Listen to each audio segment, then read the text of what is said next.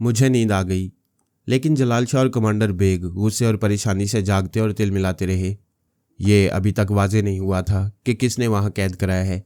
Jail चूंकि हुकूमत की तहवील में थी, इसलिए अबूरी हुकूमत की ऐसी किसी पार्टी ने यह हरकत की थी जिसे कमांडर बेग और जलाल शाह से अदावत होगी। जलाल शाह जानता था कि किसी पार्टी के लीडर को उसे बुग़्ज़ व नाद नहीं है। एक राब्ता कौंसिल के ओहदेदार की हैसियत से सब उसकी इज्जत करते थे। कोई इल्ज़ाम आयद करने के बाद ही उसकी ऐसी बेइज्जती की जा सकती थी। जहाँ तक इल्ज़ाम आयद करने का ताल्लुक है, उसे इस बात का मुजरिम समझा जा रहा होगा कि उसने कमांडर बेग के साथ मिलकर तौबा खानम को अगवा करने की साजिश की है। दोनों में गठजोड़ है, इसलिए एक साथ गिरफ्तार हुए हैं। इस हवाले से मालूम होता था कि हातिम शहरयार ने उन्हें कैद कराया है। अगर ऐसा है तो तौबा खानम ने अपने भाई हातिम शहरयार को अब तक बता दिया होगा कि जलाल शाह और अरसलान बेकसूर हैं, बल्कि दोस्त और मोहसिन हैं। मैं 5 घंटों तक गहरी नींद सोने के बाद बेदार हुआ तो पारस से मालूम हुआ कि तौबा खानम को अब तक वजाहत का मौका नहीं मिला है। भाई से उसकी मुलाकात नहीं हुई है। पारस ने कहा, खानम, मैंने ख्वाब देखा है कि जलाल शाह और अरसलान किसी कैद खाने में सऊबतें उठा रहे हैं। मेरे ख्वाब झूठे नहीं होते। अपने भाई से कहो वो दोनों काबुल पहुंचकर लापता हो गए हैं। उनके पास मोबाइल फ़ोन था। फ़ोन से भी रब्ता ना करने का मतलब ये है कि वो मुसीबत में है। फ़ौरन उनकी खबर लो। वो बोली, मैं सोने से पहले और अब बेदार होने के बाद कई बार फ़ोन पर भाई से रब्ता करने की कोशिश कर चुकी हूँ, लेकिन वो बेहद मसरूफ़ हैं। छोटे बड़े ममालिक के नुमाइंदे और प्रेस रिपोर्टर्स वगैरह का तांता बंदा रहता है। वो सियासी दाव पेच में इस कदर मसरूफ़ रहते हैं कि हमसे फ़ोन पर बात करने की फुर्सत ही नहीं मिलती। तो फिर हम अपने साथियों को तलाश करने चलें? बड़ी मुश्किल है। भाई हातिम को सुबह मालूम हुआ कि मैं घर पहुंच गई हूं, तो उन्होंने हुक्म सादिर किया कि मुझे हवेली से बाहर ना जाने दिया जाए। हमारी तहजीब, हमारे माहौल में लड़कियां आज़ादी से नौजवानों के साथ सरेआम नज़र नहीं आती। मेरी भाभी और रिश्तेदार तुम्हारे पास मेहमान खाने में भी आने से मना करते हैं, मगर मैं ज़िद करके चली आती हूँ। ठीक है, तुम मजबूर हो, मैं तो नहीं हूँ। अभी गुस्ल करके लिबास तब्दील करूँगा, फिर तुम्हारी हवेली से चला जाऊँगा। वो एकदम से उदास हो गई। चले जाओगे? जिन साथियों ने बुरे वक्तों में साथ दिया उन्हें तलाश करने ना जाऊँ? यहाँ अमनोमान नहीं है। तुम यहाँ के रास्ते गलियाँ नहीं जानते हो। हर शख्स असला लिए फिरता है। उनमें से कितने ही बदमाश होते हैं, गोली मारकर जेब से रकम ले जाते हैं। तुम तनहा बाहर जाते ही नई नई मुसीबतों में गिरफ्तार होते रहोगे। क्या मुसाहिब के खौफ से चार दीवारी में छुपा रहूं? मैं ये नहीं कहती। फिर क्या कहती हो? वो बात यह है कि तुम्हें तनहा नहीं जाने दूंगी। मैं भी साथ चलने की तदबीर सोच रही हूँ। तुम भी कुछ सोचो, कोई रास्ता निकालो। अच्छी बात है, तुम भी सोचो, मैं भी सोचता हूँ। 1 घंटा बाद मुलाकात होगी। मैं गुस्ल करने जा रहा हूँ। वह मेहमान खाने के नेक्सी की तरह हवेली के हाथे में चंद कदम के फासले पर था। वो वहाँ से हवेली में आई तो उसके बाप ने गुस्से से कहा, तुम्हें वहाँ जाने से मना किया गया था। वो मेरा मोहसिन है, इसलिए मेहमान बनाकर इज्जत दी है। अगर तुम चाहती हो कि उसकी इज्जत रहे और हम उसे धक्के देकर ना निकालें तो सिर्फ हमें मेज़बानी करने दो। आखिर मुझ पर पाबंदी क्यों है? मैं कोई पर्दे में रहने वाली लड़की नहीं हूँ। बरसों से शहर शहर भटकती रही हूँ। आज पर्दा क्यों है? तुम्हारी सलामती और हमारी इज्जत के लिए है। तुम सियासी मामलात में मेरे बेटे अपने भाई के लिए मसला बन गई हो। आखिर मसला क्या है, मुझे भी बताया जाए। एक बहुत बड़े मुल्क का बहुत बड़ा आदमी तुम्हें पसंद करता है, कहता है तुम्हें उसके हवाले ना किया गया तो तुम्हारे भाई हातिम की सियासत को यहाँ नाकाम बनाता रहेगा। पता नहीं वो कैसे ज़राए का मालिक है। उसने हातिम की कई चालें नाकाम बना दी हैं। कहता है एक बार तुम्हारों से सामना कराया जाए या तुमसे फ़ोन पर गुफ्तगू कराई जाए। वो कौन है, मुझे कैसे जानता है? तुम्हारे भाई को इतनी फुर्सत ही नहीं मिलती कि वो उसके मुतल्लिक वजाहत से बताए। इतना मालूम हुआ है कि 1 हफ्ता पहले उसने तुम्हें इलाका मज़ार शरीफ में देखा था। वो तुमसे गुफ्तगू करना चाहता था, लेकिन तुम पश्तों में उससे कुछ कहकर चली गई। वो कुछ समझ ना सका। उसने तुम्हारा ताक़ुब किया, लेकिन तुम नज़रों से ओझल होने के बाद फिर दिखाई नहीं दी। उसने किसी तरह मालूम कर लिया कि तुम हातिम शहरयार की बहन हो। वो भाई हातिम से क्या कहता है? एक ही बात कहता है कि एक बार तुमसे मुलाकात करेगा, फिर तुम खुद ही उस पर मर मिटोगी। मैं थूकती हूँ उस पर। थूकने से ही शैतान नहीं भागता। जब तुम्हें अगवा किया गया तो हमने यही समझा कि उसी की शरारत है, लेकिन वो कसम खाकर कह रहा था कि एक बार तुम्हारी तस्वीर दिखा दी जाए, फिर वो तुम्हें दुश्मनों के तय खाने से भी निकाल लाएगा। मैं खानम के पास था, ये बातें सुन रहा था। खानम जिन हालात से गुजरती रही थी, इन हालात में किसी को तस्वीरें उतरवाने की फुर्सत नहीं मिलती, इसलिए उसकी कोई तस्वीर नहीं थी। चुनाचे उस अजनबी के हाथ नहीं लगी। वैसे मैं खटक गया था। वह अजनबी ये क्यों कहता था कि एक बार खानम से मुलाकात होगी तो वह उस पर मर मिटेगी? ये क्यों चाहता था कि एक बार उससे फ़ोन पर ही बात हो जाए? क्या फ़ोन पर बात करते उसका दिल जीत लेगा? ऐसा तो मैं करता हूँ, ऐसा तो टेलीपैथी जानने वाले करते हैं। यूं तज्जिया करने से यकीन की हद तक शुबा हो रहा था कि वो कोई ख्याल ख्वानी करने वाला है और खानम पर आशिक हो गया है या महज हवस परस्त है। तौबा खानम को खुदा ने चौंका देने वाला हुस्न और शख्सियत दी थी, इस पर उसकी तनी हुई भवें, शेरनी जैसी निगाहें और गजबनाक तेवर ऐसे थे कि जिद्दी मर्दों के लिए वो चैलेंज बन जाती थी। वो अपने बाप से बोली, क्या उसके डर से मुझे छुपाया जा रहा है? मैं कह चुका हूं कि तुम एक सियासी मसला बन गई हो। यही तो पूछ रही हूं, मेरा सियासत से क्या ताल्लुक है? हम अजनबी को इल्ज़ाम देते थे कि उसने तुम्हें अगवा किया है। अजनबी हमें इल्ज़ाम देता था कि हम तुम्हें उससे छुपा रहे हैं। उसने कह दिया है जब तक तुम उसके पास नहीं जाओगी वो तुम्हारे भाई के हक में 50 करोड़ का कर्जा मंजूर नहीं होने देगा। कई सियासतदानों को खरीदने के लिए तुम्हारे भाई को इस रकम की ज़रूरत है। और भी कई मसाइल हैं जिनमें वो अजनबी हातिम शहरयार के कदम यहाँ मजबूती से जमाए रख सकता है। मैंने खानम के जरिए सवाल किया, वो अजनबी कहाँ है? बाप ने कहा, वो कल तक यहाँ था, फिर अहम काम के सिलसिले में मज़ार शरीफ गया है। शायद शाम तक आएगा तो तुमसे ज़रूर मुलाकात करेगा। उससे मुलाकात कराने के लिए ही मुझे इस 4 दीवारी में रखा जा रहा है। भाई हातिम मुझसे फ़ोन पर बातें नहीं कर रहा है। शायद उसे शर्म आ रही है कि मेरे सामने आकर 50 करोड़ की सियासत कैसे करेगा। बकवास मत करो। उसने तमांचा मारना चाहा। बेटी ने हाथ पकड़ लिया, फिर कहा, भाई हातिम से कहना। बाप का हाथ था इसलिए छोड़ दिया। इस हाथ में अजनबी का हाथ आया तो तोड़कर फेंक दूंगी। वह बाप का हाथ झटक कर चली गई। मैंने पारस से कहा, यहाँ किसी ख्याल खोनी करने वाले का सुराग मिल रहा है। तौबा खानम पर उसकी नीयत खराब है। शायद बाप और भाई भी उसे सियासत की भट्टी में झोंक देंगे। यानी तौबा खानम हालात का रुख बदलने वाली है। हाँ, इससे पहले उसे ख्याल खोनी करने वाले अजनबी से महफूज रखना है। मैं उसके दिमाग को लॉक करने जा रहा हूँ। मैं उसके पास आया, वो अपने कमरे में थी, गुस्से में टहल रही थी। गुस्से की बात ही थी। सब उसे छीनना झपटना चाहते थे। सियासत की बिसात पर भी उसे मोहरा बनाया जा रहा था। इतनी बड़ी जंगो जदल और बेअदल दुनिया में उसे एक पारस ऐसा नजर आ रहा था जो उसके हुस्न शबाब को नहीं मांग रहा था, बल्कि मारने और छीनने वालों से बचाता आ रहा था। वो सोच रही थी, बाप के बयान के मुताबिक वह अजनबी शायद शाम तक आएगा। उससे पहले घर से बेघर होना चाहिए। पहले वो तन्हा थी, अब पारस के साथ बेघर और दरबदर होकर भी मुतमईन रहेगी। वो वहाँ से भाग निकलने की प्लानिंग सोच रही थी। मैंने दिमाग पर कब्जा जमाकर उसे बिस्तर पर पहुंचाया, फिर उसे सुला दिया। उस पर तनवीमी अमल करके दिमाग को हसास बनाया। ये बात नक्श कर दी कि वो सिर्फ मेरी सोच की लहरों को महसूस नहीं करेगी, बाकी तमाम पराई सोच को महसूस करते ही सांस रोक लिया करेगी। और कितने ही गैर यकीनी हालात हों, वो पारस पर भरोसा करती रहेगी। इसके बाद उसे 2 घंटे के लिए सुला दिया। पारस के पास आकर कहा, तौबा खानम हालात से परेशान होकर तुम्हारे साथ भागने का इरादा कर रही है। हम उसे साथ रखकर सारी रात परेशान होते रहे। अब क्या सारी ज़िंदगी परेशान करना चाहती है? तुम उसे समझाओ। फिलहाल हवेली से भागना दानिशमंदी नहीं है। हालात ने बहुत ज़्यादा मजबूर किया तो फिर फरार का रास्ता निकाला जाएगा। क्या वो मेरी सुन लेगी? हाँ, मैंने उसके दिमाग को लॉक कर दिया है और ये नक्श कर दिया है कि वो तुम पर हर हाल में एतमाद करेगी। खुदा आप जैसा बाप सबको दे, रास्ता साफ कर दिया। मैं दिमागी तौर पर हाजिर हो गया। जेलर की आवाज़ ने मुझे चौंका दिया। वो कह रहा था, खड़े हो जाओ। मैंने फर्श पर से उड़ते हुए देखा। जेलर और 2 मुसल्लह अफराद के साथ एक कद्यावर शख्स था। वो मेरी तरफ इशारा करते हुए जेलर से पूछ रहा था, क्या यही पाकिस्तानी सहाफ़ी अरसलान है? मैं उसके दिमाग में पहुंच गया। वो हातिम शहरयार था। उसने हम सबको यहाँ कैद कराया था। जेलर कह रहा था, जी हाँ, यही अरसलान है और वो साथ वाली कोठरी में कमांडर बेग है। उसने हुक्म दिया, फायरिंग स्क्वाड को बुलाओ। जेलर ने मातियत को हुक्म दिया। फायरिंग स्क्वाड को बुलाने का मतलब यही था कि जो कैदी लाए गए हैं उन्हें कतार में खड़ा करके गोलियों से छलनी कर दिया जाए। उसने हुक्म दिया, कमांडर को टारगेट पर ले जाओ। हुक्म की तामील हुई। 4 सिपाही दूसरी कोठरी से उसे निकाल लाए। सामने वसी और इस खुली 4 दीवारी थी। कमांडर को वहां ले जाकर टारगेट से बांध दिया गया। वो चीख चीख कर कह रहा था, हातिम शहरयार, मैं पहले ही समझ गया था कि तुमने मुझको गिरफ्तार कराया है। मैं कसम खाकर कहता हूँ, अब मैं तुम्हारा मुखालिफ नहीं हूँ। यह अरसलान बहुत बड़ा नजूमी है। इससे पूछ लो। इसने मुझे समझाया कि जो भी शख्स तौबा खानम को हाथ लगाएगा वो तबाह बर्बाद हो जाएगा। खानम के सितारे अरूज पर हैं, उससे टकराने वाले नाबूद हो जाएंगे। तब से मैंने तौबा कर ली। तुम्हारी बहन को अपनी बहन समझता हूँ। मैंने हातिम शहरयार की नज़रों में पहली बार अपने लिए नरमी देखी। वह इस बात से खुश था कि मैं दूसरों को उसकी बहन की इज्जत पर माइल करता हूँ।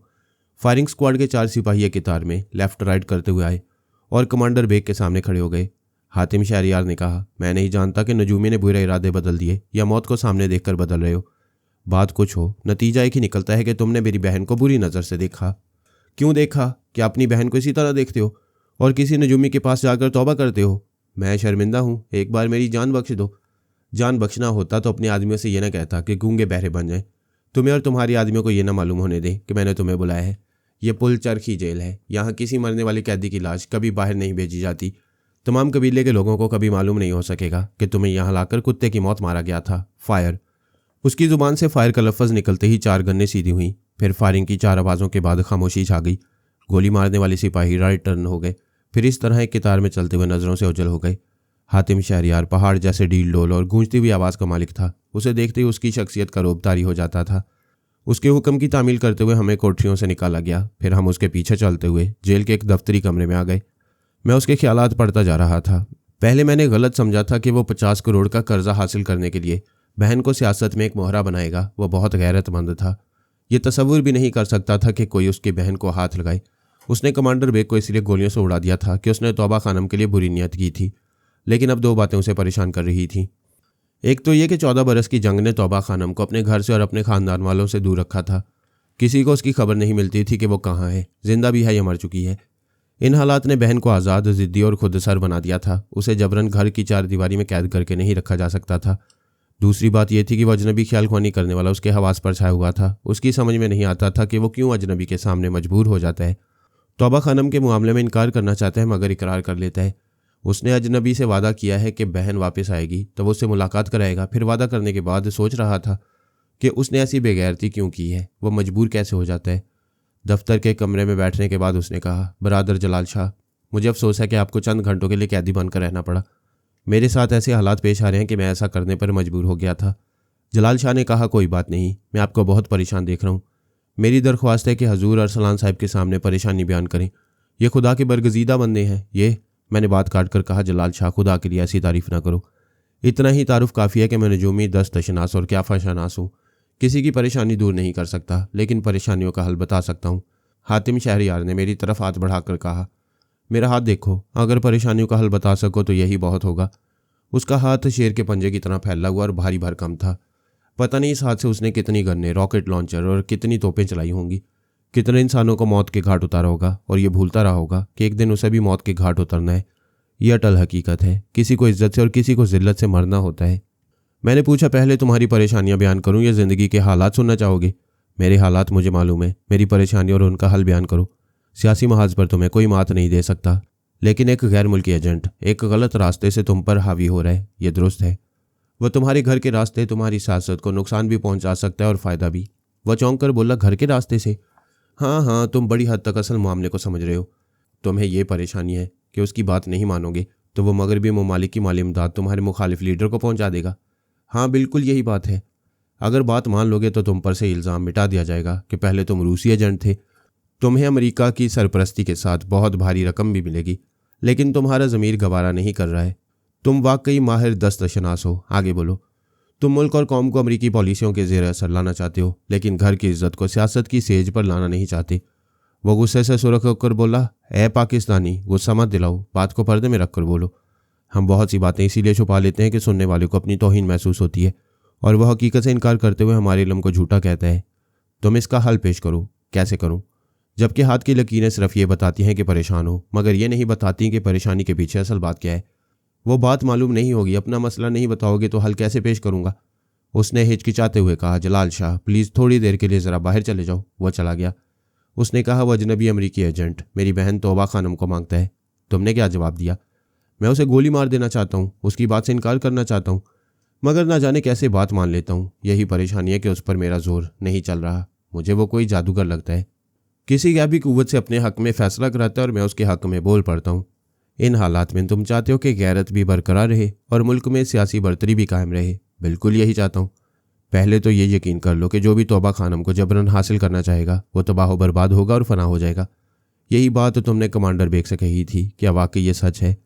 तुमने खुद ही कमांडर को जहन्नुम में भेज दिया। क्या वो तौबा खानम पर बुरी नज़र रखने वाला फना नहीं हुआ? हाँ, वो फना हो गया, मगर उस शैतान का क्या होगा जो मेरे पीछे पड़ गया है? वो भी बर्बाद होगा। वो बर्बाद होगा तो मेरा भला नहीं होगा। क्या बहन की बर्बादी चाहते हो? नहीं, हरगिज़ नहीं। मिस्टर शहरयार, पिछली रात तुम्हारी बहन मेरी हमसफ़र थी। मैंने उसके मुकद्दर का हाल मालूम किया है। उसके साथ जो नौजवान हमाद है, उसके और खानम के सितारे खूब मिलते हैं। जब तक वो साथ रहेंगे कोई उनका कुछ नहीं बिगाड़ सकेगा। वो झुंझला कर बोला, तुम मेरे बिगड़ने और बनने की बात करो। जिस तरह बहन का सौदा नहीं करना चाहते, उसी तरह मुल्क और कौम का सौदा न करो। इस तरह इज्जत से जी सकोगे। मैं सियासत की मसनद पर इज्जत कमाना चाहता हूँ, तो फिर खानम की मुलाकात उससे कराओ। अगर वो खानम को अपनी तरफ माल करने में कामयाब हो गया तो तुम्हारे ज़मीर पर बोझ नहीं रहेगा। तुम्हारी ये बात कुछ समझ में आ रही है? तुम अजनबी से कहो कि अपनी बहन पर जबर नहीं करोगे। इस तरह तुम्हारी गैरत कायम रहेगी, क्योंकि तुम ये मामला खानम पर छोड़ रहे हो। वो राज़ी होकर अजनबी के साथ जाएगी तो समझ लेना एक दिन उसे मैके से रुखसत होना था। सो वो अपनी मर्जी से चली गई और अजनबी से तुम्हारी सियासी दोस्ती भी कायम रही। वाकई इस तरह मेरे ज़मीर पर बोझ नहीं पड़ेगा। तुमने बड़ी जहानत से मशवरा दिया है। वो खुश होते हुए फिर सोच में पड़ गया। मैंने पूछा क्या हुआ? वो मायूस सा होकर बोला, अगर वो राज़ी ना हुई, अजनबी को पसंद ना किया तो क्या होगा? अगर मैं खानम के करीब रहूँगा तो वह अजनबी को ज़रूर पसंद करेगी। अगर ऐसा हो सकता है तो मेरे साथ घर चलो और वहीं क़याम करो, मुझे मेज़बानी का शरफ़ हासिल होगा। हम वहाँ से उठ गए। उसने बाहर आकर जलाल शाह से कहा, तुम राब्ता कौंसल में जाकर अपनी और मिस्टर अरसलान की आमद की रिपोर्ट दो और इनके मेहमान खाने में क़याम करो। मिस्टर अरसलान मेरे मेहमान रहेंगे। मैंने जलाल शाह से मुसाफिया करते हुए कहा, शाह, हम वक्ती तौर पर जुदा हो रहे हैं, मैं जल्द ही तुम्हारे पास आ जाऊँगा। वो बड़ी अकीदत का इजहार करता रहा। मैं हातिम शहरयार के साथ उसकी कीमती कार में आकर बैठ गया। कार के आगे पीछे मुसल्लह जवानों की गाड़ियाँ थीं। जब वो काफिला वहाँ से चलने लगा तो अचानक ही मैंने सांस रोक ली। कोई मेरे दिमाग में आना चाहता था। मैंने लैला और सलमान वगैरह के पास जाकर पूछा, क्या अभी वो मेरे दिमाग में आना चाहते थे? मालूम हुआ हमारा कोई ख्याल ख्वानी करने वाला नहीं आया था। बात साफ हो गई, वही अजनबी ख्याल ख्वानी करने वाला बड़ी देर से हातिम शहरयार के दिमाग में छुप कर हमारी बातें सुन रहा होगा और अब मेरे ख्यालात पढ़ने की नाकाम कोशिश करने के बाद वापस गया होगा। हातिम शहरयार ने पूछा, क्या सोच रहे हो? ये दरअसल वही अजनबी उसके ज़रिए पूछकर मेरे दिमाग में आने का रद्द-ए-अमल मालूम करना चाहता होगा। मैंने जवाब दिया, मैं पाकिस्तान से आ रहा हूँ, वहाँ टेलीपैथी जानने वाले फरहाद अली तैमूर का बड़ा चर्चा है। मैंने सुना है मुझ जैसे बॉडी बिल्डर और सांसों पर काबू रखने वाले के दिमाग में वो नहीं आ सकता। मैं हैरान हूँ कि वह अफ़गानिस्तान पहुँचा हुआ है, अभी मेरे अंदर आना चाहता था। उसने पूछा, क्या इससे पहले फरहाद कभी तुम्हारे दिमाग में आया था? हाँ, एक बार मैं लाहौर के आईजी से बातें कर रहा था, वो आईजी के दिमाग में था। मेरे पास आया तो मैंने सांस रोक ली। उसने आईजी से कहा, मैं मिस्टर अरसलान के दिमाग में जाकर मालूम करना चाहता हूँ कि ये सच्ची पेशगोई कैसे करते हैं।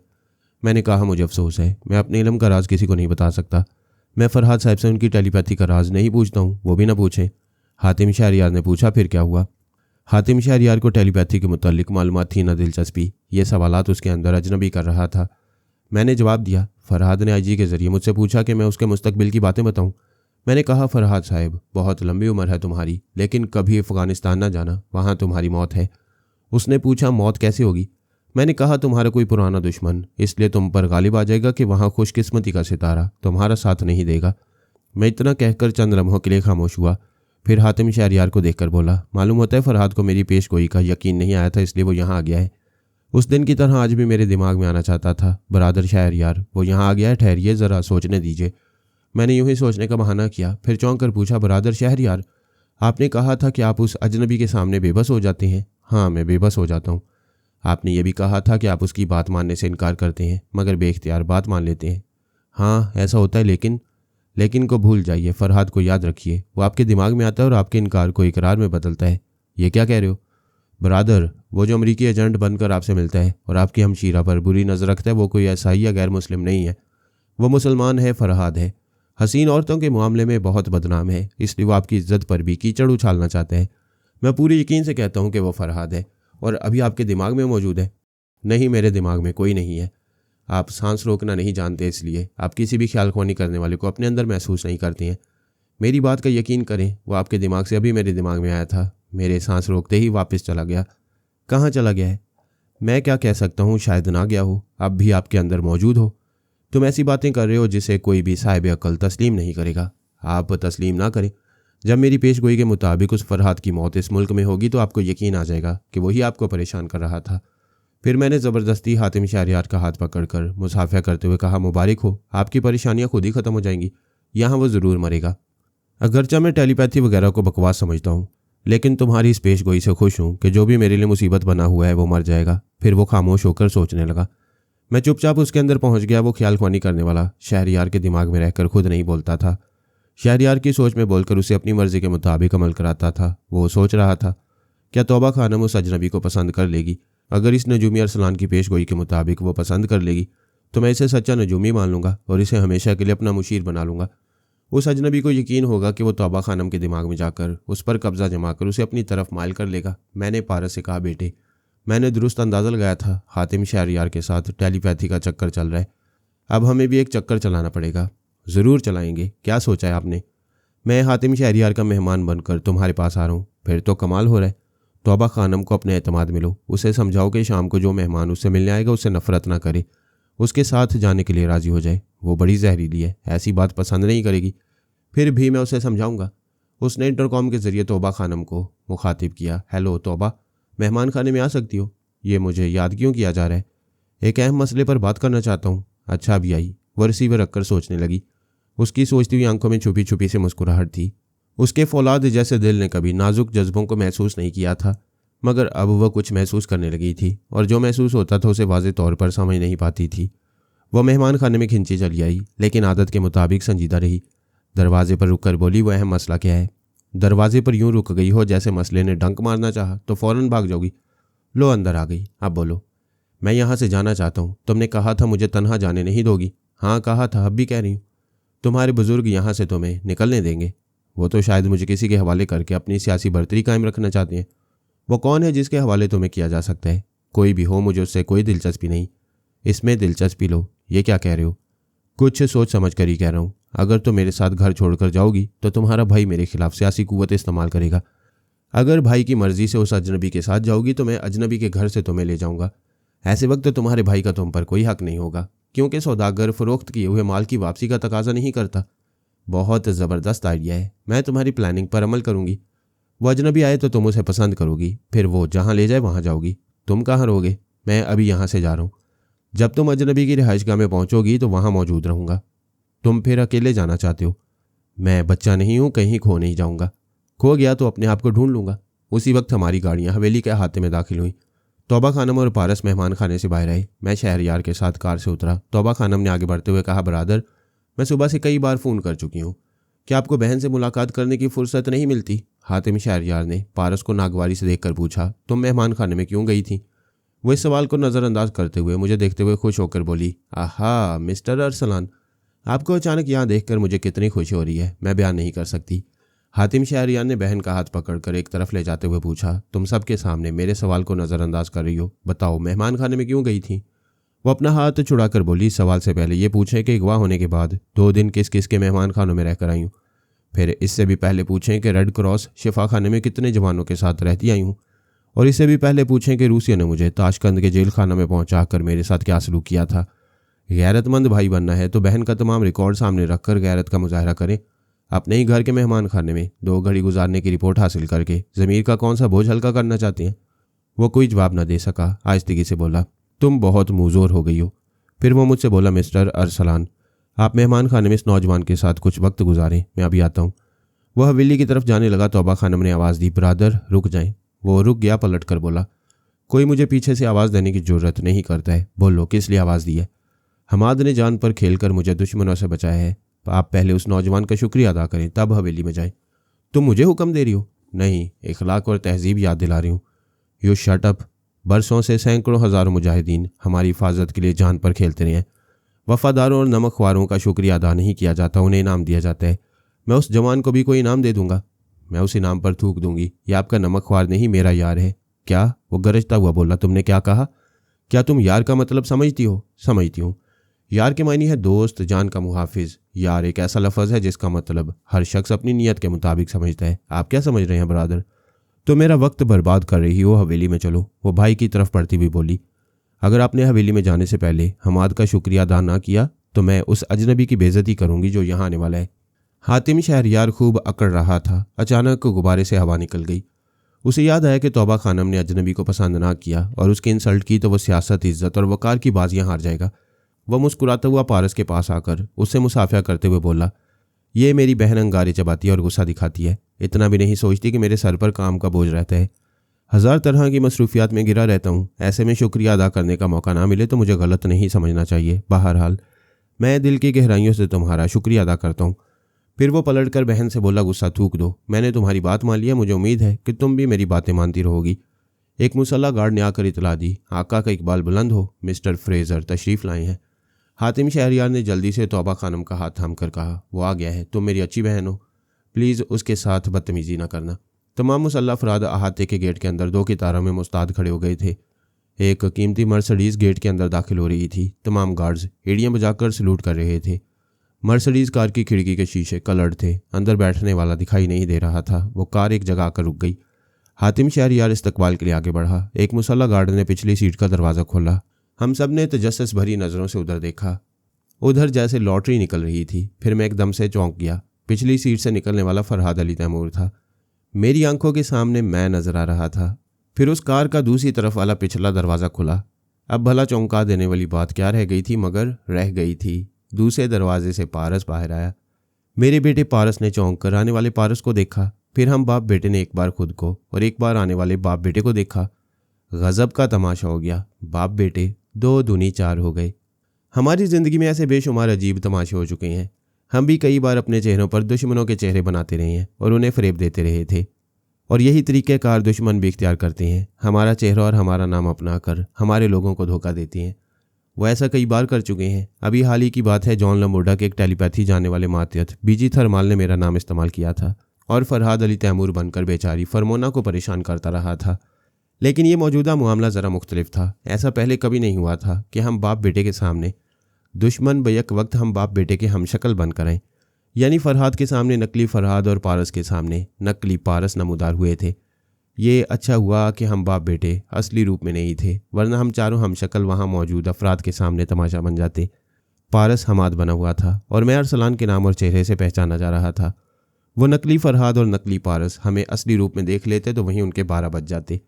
फिर इन लम्हात में अमनो सुकून न रहता। एक दूसरे के सामने भेद खुलते ही हम अपनी अपनी बका के लिए जंग शुरू कर देते। इन नकली फरहाद और नकली पारस के साथ एक अधेड़ उम्र का अंग्रेज़ था। उसने हातिम शहरियार से मुसाफिया करते हुए कहा, वेल मिस्टर हातिम, क्या तुम इस बैनुल-अक़वामी शोहरत के मालिक फरहाद अली तैमूर को जानते हो? हातिम ने चौंक कर नकली फरहाद को देखा। मैंने थोड़ी देर पहले हातिम शहरियार से कहा था कि मैं फरहाद को जानता हूँ और ये भी बताया था कि लाहौर में आजी के ज़रिए फरहाद मेरे दिमाग में आना चाहता था, लेकिन मैंने अपने अंदर आने नहीं दिया और एक नजूमी की हैसियत से पेशगोई की कि फरहाद कभी अफ़गानिस्तान ना आ जाए। अगर जाएगा तो उसकी ज़िंदगी मुख्तसर हो जाएगी, वो वहाँ से ज़िंदा वापस नहीं आएगा। हातिम ने बनास्पति फरहाद से मुसाफिया करते हुए कहा, मुझे आपसे मिलकर खुशी हुई। अगरचे मैं टेलीपैथी के लम पर ज़्यादा यकीन नहीं रखता, ताहम मिस्टर अरसलान से मिलकर कुछ यकीन करने लगा हूँ। इनसे मिलिए, ये मेरे मेहमान मिस्टर अरसलान है। वह मुझसे मुसाफिया करते हुए बोला, अच्छा आप हैं मिस्टर अरसलान, मैंने लाहौर के आईजी के ज़रिए तुम्हारी गुफ्तगू सुनी थी। तुमने मेरी मौत की पेशगोई की थी कि मैं अफ़गानिस्तान आऊँगा तो मर जाऊँगा। देखो मैं ज़िंदा हूँ। मैंने कहा, हर जिंदा शख्स यही कहता है कि अभी मैं मरने वाला नहीं हूँ, और मौत मुस्कुराती है कि तुम जीने वाले नहीं हो। उसने पूछा, मिस्टर अरसलान, तुमने कभी मौत का इरादा बदलते देखा है? मैंने कहा, मौत अटल होती है। होती होगी, लेकिन मेरे सामने अपने इरादे बदल देती है।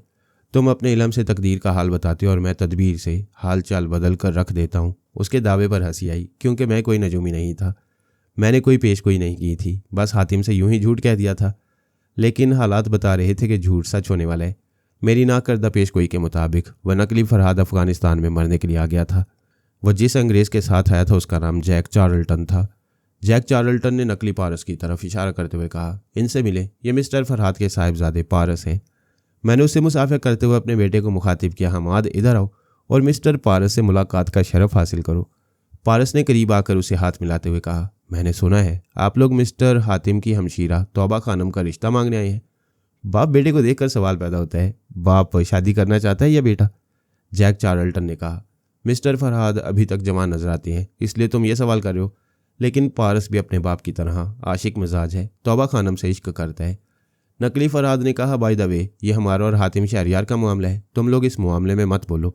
नकली पारस ने अपने नकली बाप से कहा, पापा, मैं ये मालूम करना चाहूँगा कि जिस हसीना को मैं हासिल करने आया हूँ उसके साथ अब ये हमाद क्यों खड़ा हुआ था? इनका आपस में क्या रिलेशन है? तौबा खानम ने आगे बढ़कर कहा, मैं बताऊं कि हमाद से मेरा क्या रिश्ता है? हातिम ने जल्दी से बहन का हाथ पकड़कर कहा, प्लीज़ तुम कुछ ना बोलो, अंदर चलो। इस लम्हा तौबा खानम ने यकबारगी सांस रोक ली, फिर सांस लेते हुए एक हाथ से सर को थाम कर कहा, पता नहीं अचानक मेरी सांस क्यों रुक गई थी। ये बात पारस ने समझ ली। मैंने तनवीम अमल के ज़रिए तौबा खानम के दिमाग को पराई सोच की लहरों के खिलाफ लॉक कर दिया था और अभी नकली फरहाद ने उसके दिमाग में जाने की नाकाम कोशिश की होगी। इतने में पारस ने अचानक सांस रोक ली, फिर सांस लेते हुए बनास्पति फरहाद से कहा, जो पूछना चाहते हो पूछो, मैं तुम्हारे सामने खड़ा हुआ हूँ, मेरे दिमाग में क्यों आना चाहते हो? तौबा खानम ने कहा, हमाद, अभी मैंने देखा तुमने सांस रोक ली थी, अभी मेरे साथ भी यही हुआ था। पारस ने कहा, मैं योगा का माहिर हूँ, कोई भी टेलीपैथी जानने वाला मेरे दिमाग में आए तो मैं फ़ौरन सांस रोक लेता हूँ। इस तरह वो आने वाला हमारे अंदर रहकर हमारे ख्यालात नहीं पढ़ पाता। तौबा ने पूछा, अभी मैंने जो सांस रोकी थी तो क्या मेरे दिमाग में भी कोई आया था? मैंने कहा, हाँ, ये मिस्टर फरहाद तुम्हारे ख्यालात पढ़ने आए थे, लेकिन तुम्हारे सांस रोकने के बायस वापस चले गए। तौबा ने नागवारी से हातिम को मुखातिब करते हुए कहा, ब्रादर, ये कौन होता है मेरे ख्यालात पढ़ने वाला? मैं ये बर्दाश्त नहीं करूँगी। मैंने कहा, खानम, तुम्हारे साथ खुदा है, इसलिए तुम्हारे दिमाग में कोई नहीं आएगा, गुस्सा थूक दो। नकली फरहाद ने पूछा, मिस्टर हातिम, क्या तुम्हारी बहन योगा जानती है? हातिम ने कहा, मैं अपनी बहन के मुतल्लिक बहुत कम जानता हूँ। इसने हालात से मजबूर होकर हमेशा ही घर से दूर रहकर ज़िंदगी गुजारी है। यह हमेशा बारूद से और हथियारों से खेलती रही है। नकली फरहाद ने मुतमईन होकर कहा, इसीलिए सांसों को अपने कंट्रोल में रखती है। मैं पारस के साथ मेहमान खाने में आ गया। वो लोग हवेली के अंदर आ गए और एक बड़ी सी बैठक में जाकर सोफ़ों पर बैठ गए। मैं हातिम के दिमाग में रहकर उनकी बातें सुन रहा था। नकली पारस कह रहा था, मुझे हमाद और अरसलान खटक रहे हैं। जैक चार्ल्टन ने पूछा, क्यों खटक रहे हैं? पता नहीं, मेरी छठीस कहती है ये ज़बरदस्त लोग हैं, इनका ताल्लुक हमारे दुश्मनों से होगा। हातिम ने हंसते हुए कहा, ये पाकिस्तानी है, मैंने कागजात देखे हैं, ये एक हफ्ते के दौरे पर यहाँ आए हैं। नकली फरहाद ने भी हंसते हुए कहा, दरअसल हमारे पारस को ये अंदेशा है कि हमाद कहीं तौबा को भगा कर न ले जाए। हातिम ने कहा, प्लीज़ मिस्टर फरहाद, आप इस अंदाज में मेरी बहन के भागने की बात ना करें। ऐसी बातों से हमारी गैरत जोश मारती है। जैक चार्ल्टन ने एक सिगरेट सुलगाते हुए कहा, मिस्टर हातिम दुरुस्त कहते हैं। तुम लोग मिस खानम की फिक्र न करो, ये हमारे साथ जाएगी। तुम टेलीपैथी के जरिए इस लड़की का ब्रेन वॉश करोगे तो ये तेज़ तरार लड़की हमारे बहुत काम आएगी। मैंने हातिम के जरिए जैक चार्ल्टन को सिगरेट का कश लगाते देखा तो यकीन हो गया कि वो योगा नहीं जानता है, सोच की लहरों को महसूस नहीं करेगा। मैं उसके अंदर पहुंच गया। ये तो मालूम ही था कि वो अमेरिका का सियासी दलाल है। काबुल में अमरीकी मुफादात के मुताबिक अबूरी हुकूमत में तब्दीलियां करता रहता है और इस मकसद के लिए हातिम शहरियार जैसे मर्दों को इस्तेमाल किया करता है। मैंने नकली फरहाद और नकली पारस के मुतल्लिक मालूम किया। उसके ख्यालात ने बताया कि इन दोनों को सुपर मास्टर ने वहाँ भेजा है। वो कौन है ये जैक चार्ल्टन नहीं जानता था। इतना जानता था कि वो दोनों ख्याल ख्वानी करते हैं। मेरे अपने अंदाजे के मुताबिक उनमें से एक टेलीपैथी जानने वाला फ्रेज़र था। जॉन लबोर्ड ने प्लास्टिक सर्जरी के जरिए फ्रेज़र को मेरा हमशक्ल बनाया था। उसे ट्रांसफार्मर मशीन के जरिए टेलीपैथी का इल्म दिया था। ये बहुत अरसा पहले की बात है। लंबोर्डा इसे मेरा हमशक्ल बनाकर किसी खास मौके पर मेरे खिलाफ इस्तेमाल करना चाहता था, लेकिन ऐसा कोई मौका नहीं मिला था, इसलिए फ़िलहाल इसे अफ़गानिस्तान भेज दिया गया था। इसमें भी कोई मसलियत होगी। सुपर मास्टर ने सोचा होगा कि फरहाद पाकिस्तान में है, नए इस्लामी ममालिक अफ़गानिस्तान और उज़्बेकिस्तान की तरफ आ सकता है, इसलिए फ्रेज़र को पहले से फरहाद बनाकर भेज दिया गया था ताकि इस्लामी ममालिक के सरबराह और अवाम मुझे इस्लाम दुश्मन तकरीबकार समझ ले। वह दूसरा ख्याल ख्वानी करने वाला जो पारस बनकर आया था वो जॉन लम्बोर्डा का खास मातियत पास्को रूट था। पिछले दिनों सलमान ने अमेरिका में पास्को रूट को ट्रैप किया था, उसे अपना मामूल बनाया था। मैंने भी उसकी आवाज़ और लहजे को सुना था। मुझे याद आ गया कि यह नकली पारस वही है, क्योंकि वो यहाँ भी अपने असल लहजे में बोल रहा था। अब पास्को रूट हमारा ताबेदार और मामूल नहीं रहा था। सोनिया सानी से हमारे शिकंजे से निकाल कर ले गई थी। मैंने पारस को इन दोनों नकली बाप बेटे के मुतालिक बताया। उसने कहा वो दोनों मुझे पुरस्रार और ख़तरनाक समझ रहे हैं। इससे पहले कि वो मेरे खिलाफ कोई कदम उठाएं मुझे यहाँ से चले जाना चाहिए। मैंने तायद की, यही मुनासिब है। इनसे दूर रहकर इनका ताक़ुब करो और वहाँ पहुँचो जहाँ ये तौबा खानम को ले जाने वाले हैं। वो पहले ही तैयार बैठा था। अपना बैग उठाकर मेहमान खाने से बाहर गया। बाहर जगह जगह सिक्योरिटी गार्ड्स थे। अहाते के मेन गेट पर सिक्योरिटी अफसर ने पूछा, आप कहाँ जा रहे हैं? पारस ने पूछा कि अपनी मर्जी से बाहर जाना मना है। मर्जी की बात नहीं है, आपकी सलामती के लिए रोका जा रहा है। मेरी सलामती को क्या खतरा है? आप जानते हैं यहाँ खाना जंगी जारी है। हवेली के बाहर कौन किसका दुश्मन है, किसकी गोली कहाँ से आकर लगेगी, या आप जैसे अजनबी मेहमान को खबर नहीं होगी और खबर होने से पहले मौत आ जाएगी। पारस ने कहा, मिस्टर हातिम से मेरी बात कराओ। अफसर ने कैबिन में आकर इंटरकॉम से रब्ता किया, फिर कहा, आका ये मिस्टर हमाद हवेली से बाहर जाना चाहते हैं और आपसे गुफ्तगू करना चाहते हैं। हमाद ने कहा, बात कराओ। अफसर ने रिसीवर बढ़ाया। पारस ने रिसीवर कान से लगाकर कहा, मिस्टर हातिम मैं आपकी ख्वाहिश पूरी कर रहा हूँ, मेरे यहाँ से जाने में आपका फ़ायदा है। मैं हातिम के अंदर था। वो मेरी मर्ज़ी के मुताबिक बोला, हाँ हाँ ठीक है, तुम जा सकते हो। सिक्योरिटी अफसर को रिसीवर दो। अफसर ने फिर रिसीवर लिया, वहाँ से हुक्म सुना, फिर कहा, आप जा सकती हैं।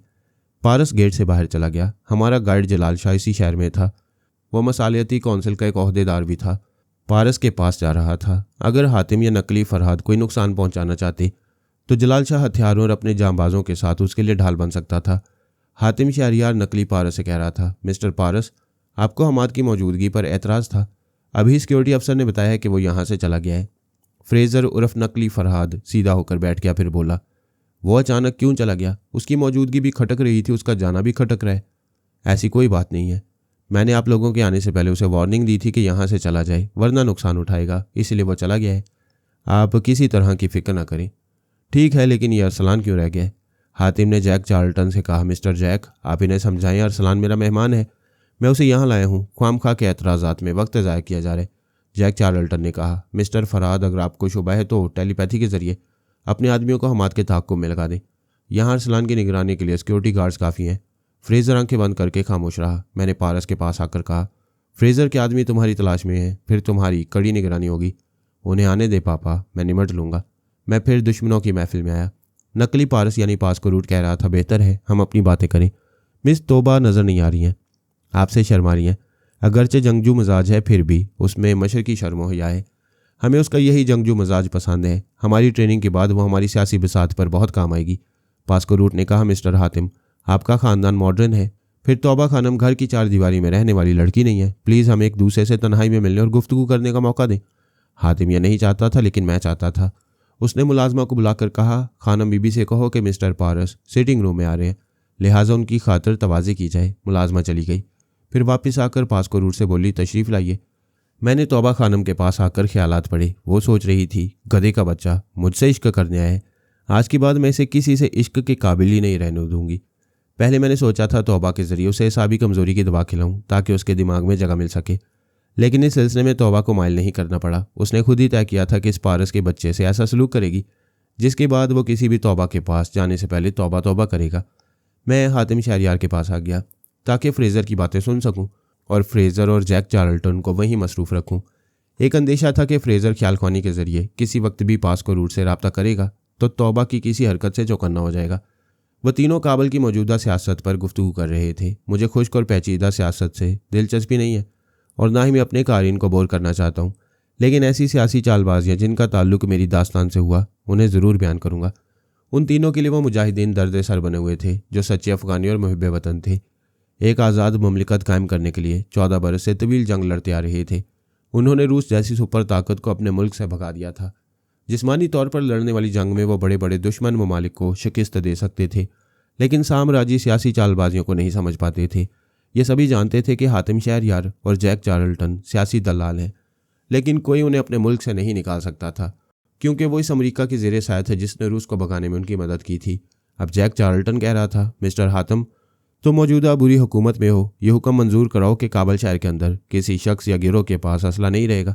जिनके पास असला है वो असला जमा करा दें या शहर से बाहर चले जाएं।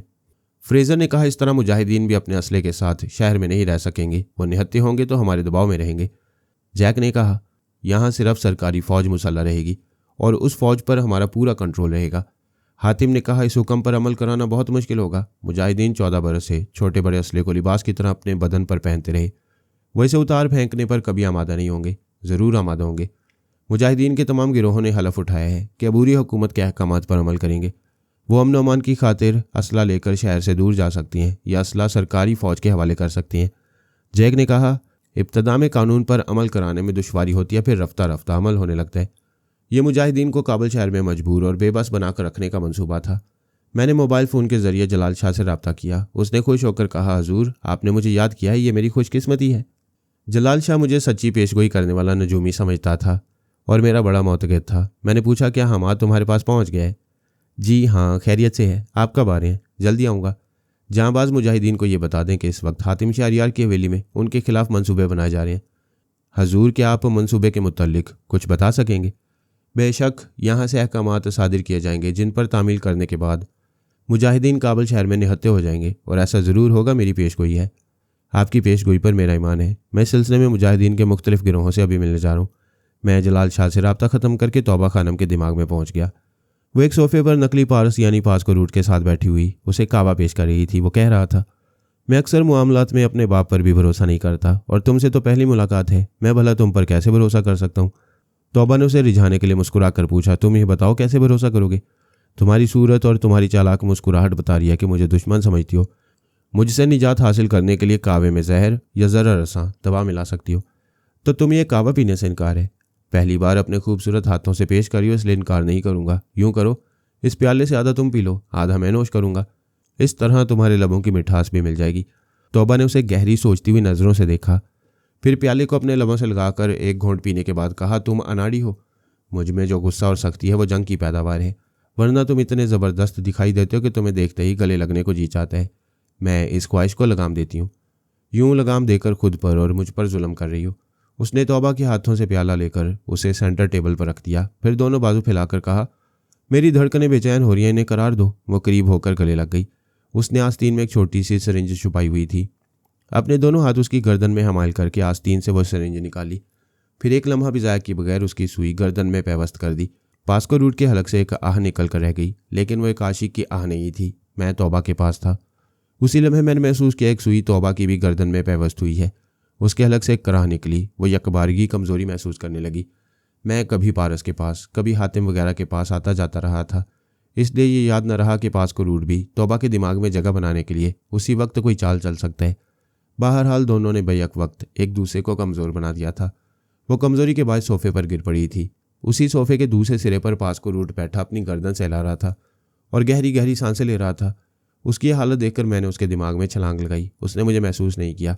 फिर सबसे पहले यह तस्दीक हो गई कि वो पास्को रूट ही है।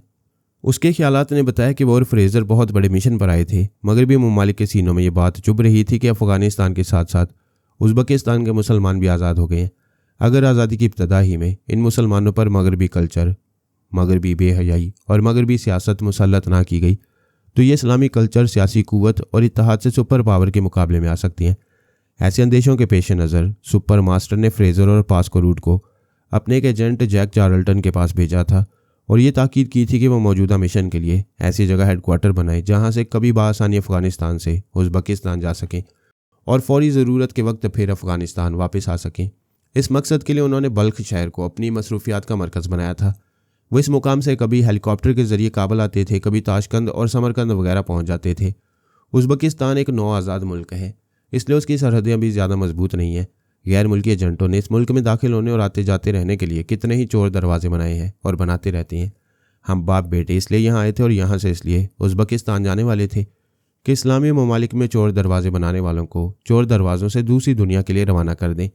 मैं पास्को रूट के चोर ख्यालात से उनके मंसूबों को समझ रहा था, उनके अहम अफराद के नाम, पते और दोनों मुल्कों में उनके अहम ज़राए और वसाइल की तफसीली मालूमात हासिल कर रहा था। वो अपनी गर्दन पर हाथ रखकर तौबा खानम को देखते हुए बोला, तुम बहुत ख़तरनाक हो।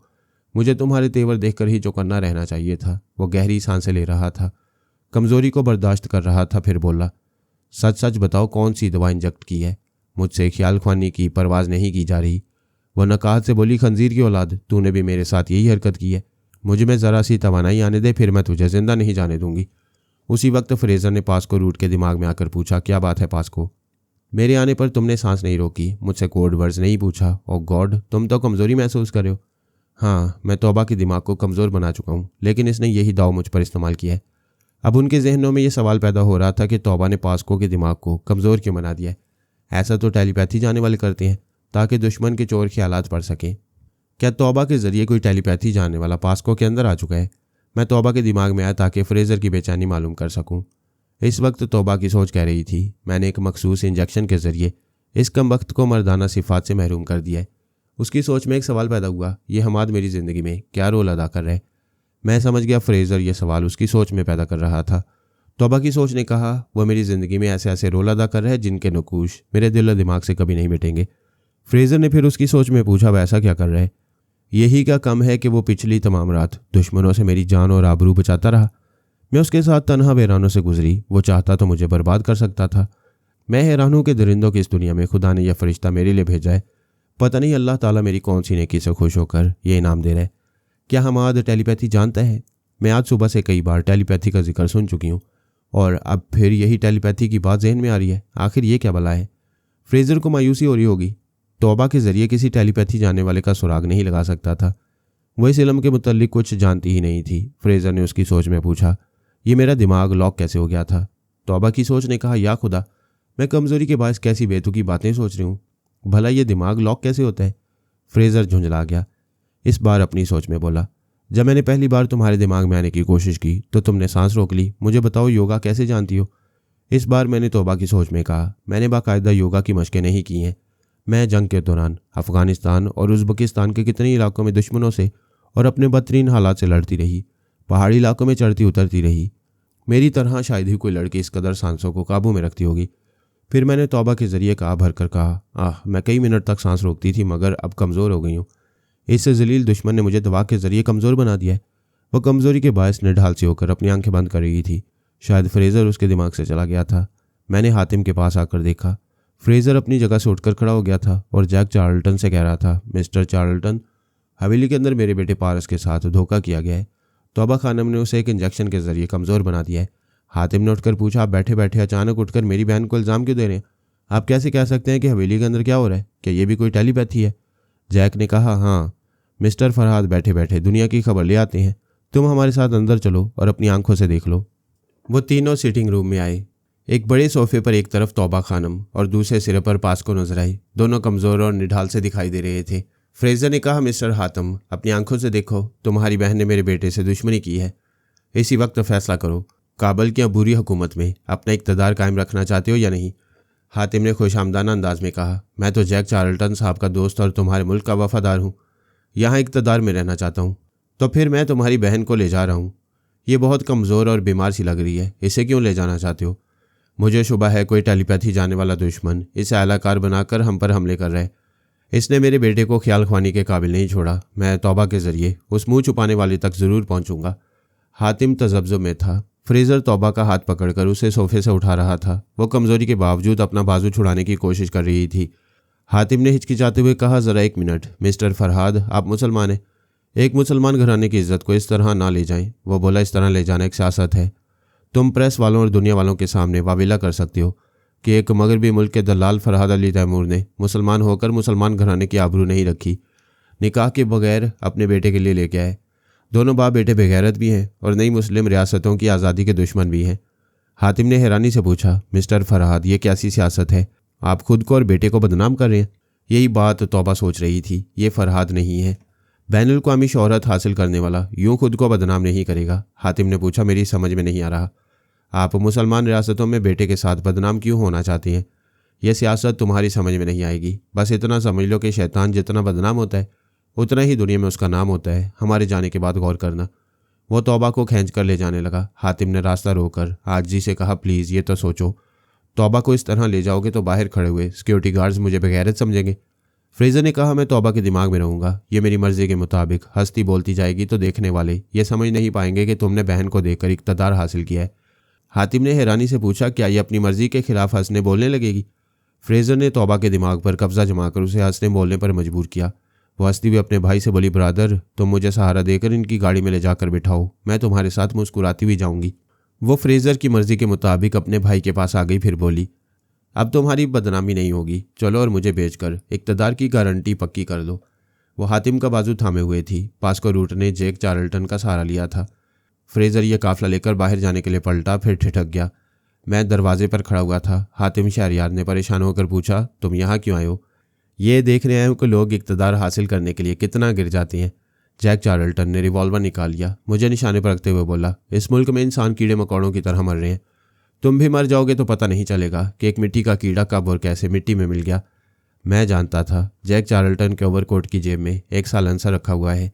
उसने ऐसे ही खास मौके के लिए साइलेंसर रखा था। वहाँ मुझे गोली मारता तो बाहर सिक्योरिटी गार्ड्स तक फायरिंग की आवाज़ जाती। मैंने उसकी सोच में कहा, मुझे रिवॉल्वर में साइलेंसर लगाना चाहिए। उसी वक्त फ्रेजर ने कहा, मिस्टर चार्ल्टन, साइलेंसर के बगैर फायर न करना। मैंने मुस्कुराते हुए कहा, हाँ भाई, मेरी मौत की पब्लिसिटी नहीं होनी चाहिए, मुझे खामोशी से कत्ल कर दो। वो कोट की जेब से साइलेंसर निकालकर रिवॉल्वर के साथ एडजस्ट करने लगा। फ्रेजर ने मुझे घूर कर देखा, फिर कहा, यह शख्स बहुत कह रहा है, अपने ही कत्ल का मशवरा दे रहा है। मैंने कहा, कत्ल का मशवरा इसलिए दे रहा हूँ कि ये मुझे ज़ख्मी करके तुम्हें मेरे दिमाग में ना पहुँचाए। फ्रेजर ने चौंक कर कहा, ओह, मेरी अकल को क्या हो गया? तौबा को यहाँ से ले जाने की धुन में यह भूल गया कि मुझे इस नजूमी की असलियत मालूम करनी चाहिए। मिस्टर चार्ल्टन, इसे कत्ल न करो, इसकी एक टांग पर गोली मारो। उसने मेरी टांग का निशाना लिया। मैंने उसकी खोपड़ी फ्रेजर की तरफ घुमा दी। उसने उधर गोली चला दी। वो कराहते हुए फर्श पर गिरा और बोला, यू नॉनसेंस, तुमने मुझे ज़ख्मी करके मेरी टेलीपैथी की कुव्वत छीन ली है। जैक चार्ल्टन ने रिवॉल्वर मेरी तरफ उछाला। मैंने उसे कैच करते हुए कहा, गोली गोली पर मरने वाले का नाम होता है। तुम लोगों के पास मेरे नाम की कोई गोली नहीं है, क्योंकि तुम में से कोई मेरा नाम नहीं जानता है। मैंने रिवॉल्वर का रुख हातिम की तरफ करते हुए कहा, तौबा को सोफे पर बिठा दो। उसने मेरे हुक्म की तामील की। तौबा ने सोफे पर बैठते हुए कहा, मिस्टर अरसलान, तुमने और हमाद ने मेरे लिए बहुत कुछ किया है, एक एहसान और करो। मैंने पूछा, क्या चाहती हो? ये रिवॉल्वर मुझे दो। मैं बेगैरत भाई को अपने हाथों से गोली मारना चाहती हूँ। पहले तुम अपनी कमज़ोरी पर काबू पालो, फिर तुम्हारी ये ख्वाहिश पूरी हो जाएगी। हातिम ने घबरा कर कहा, खबरदार, मुझे हलाक करने की हमाकत न करना। मेरे जिस्म पर हल्की सी खराश भी आएगी तो मेरे मुसल्लम मुहाफिज तुम्हें जिंदा नहीं छोड़ेंगे। जैक चार्ल्टन ने कहा, यस मिस्टर अरसलान, हम में से किसी को नुकसान पहुंचाना चाहोगे तो यहाँ से सही सलामत नहीं जा सकोगे।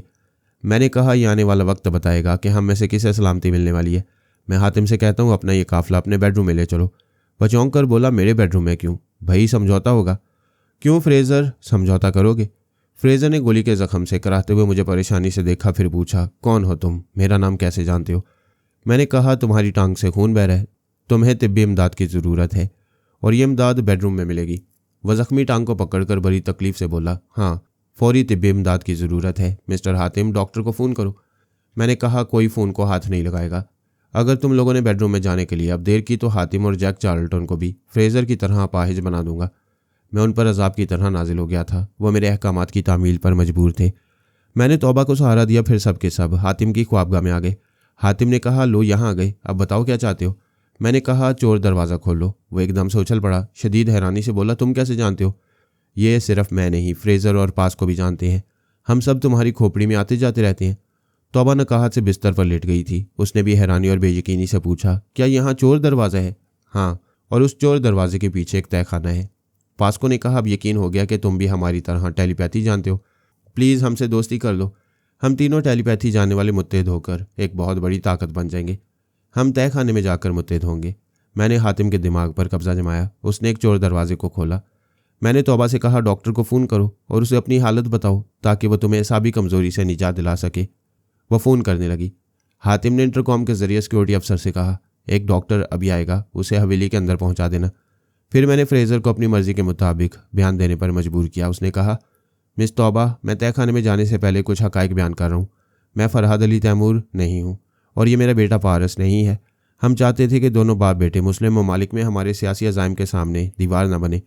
ये इतने बदनाम हो जाए कि कोई इस्लामी मुल्क उनकी नेक नियति पर भरोसा न करे। पास्को ने कहा, मेरा नाम पास्को रूट है और ये फ़रहाद नहीं फ्रेज़र है। हम दोनों टेलीपैथी जानते हैं। हमारी मौजूदा शिकस्त से साफ ज़ाहिर है कि हम पर हावी होने वाला फ़रहाद है। मैं यकीन से कह सकता हूँ कि तुम्हारी जान और आबरू को सलामत रखने वाला फ़रहाद यही अरसलान है। सभी ने चौंक कर मुझे देखा। तौबा बिस्तर पर उठकर बैठ गई। मैंने कहा, आराम से लेटी रहो, मैं अभी तहखाने से वापस आकर बातें करूँगा। फिर मैंने दुश्मनों से कहा, तहखाने में चलो। जैक चार्ल्टन सहमा हुआ था। उसने पूछा, तुम हमें तहखाने में क्यों ले जा रहे हो? मैं सियासी समझौता करना चाहता हूँ। समझौता यहाँ भी हो सकता है। बहस ना करो, तहखाने में चलो। नहीं, तुम हमें मार डालोगे, मैं नहीं जाऊँगा। मैंने जैक चार्ल्टन के दिमाग में जलजला पैदा करते उसका मुंह बंद कर दिया। उसके दांत पर दांत जमा दिए ताकि उसके चीखने की आवाज़ बाहर न जाए।